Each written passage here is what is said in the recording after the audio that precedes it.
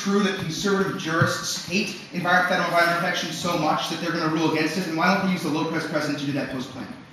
You mean why wouldn't they overrule Lopez?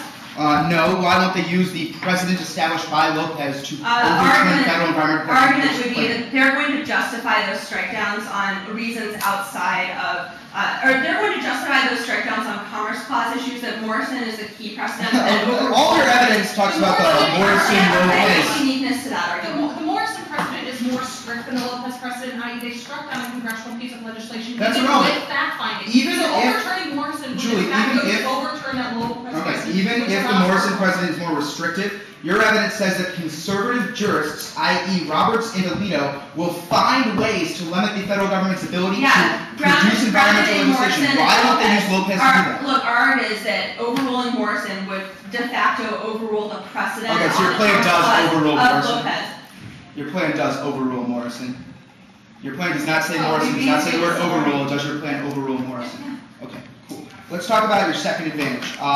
Your evidence, how did Morrison interact with international human rights law? It's not international human rights law, rather than norms that internationally exist, and things like the international women's movement affects, trying to stop sex slavery. Okay, so the internal link to international human rights is just based off of solving gender. No, it's based on the designation that gender violence is a local issue, rather than a recognition that federal governments need to, or that national governments need to take action, necessarily distances the U.S. and gives it an excuse to recuse itself from international norms. That assumes status quo enforcement of the state. No. Our evidence is specific to the way that Morrison designated gender violence to the local instead of the federal. Okay, so your act changes that designation? Yeah, we say there should be a right, federal remedy. So does your act lead to the civil remedy? Yeah, I mean, it would declare constitution. Yeah.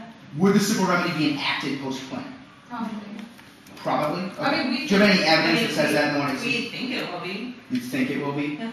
It would be enacted post-plan. Okay, if we win reasons why either A, your plan doesn't lead to the civil remedy, or B, that the civil remedy doesn't solve gender, then how would you still access international piece law? of evidence is actually pretty good about the symbolic effect of the civil remedy, even if it's not used in a whole lot of cases. Just having it on the books is necessary to stop the U.S. from recusing itself from international human rights norms. The reason why it's able to perpetuate the violation of those norms is because why is that true in the world where the civil remedy wouldn't solve gender violence? Because our evidence says that the U.S. stance on giving a civil remedy for gendered violence is enough to cause, like, for instance, other countries or, like, give legitimacy to movements who are trying to stop other types of gender violence. We're going to take a second.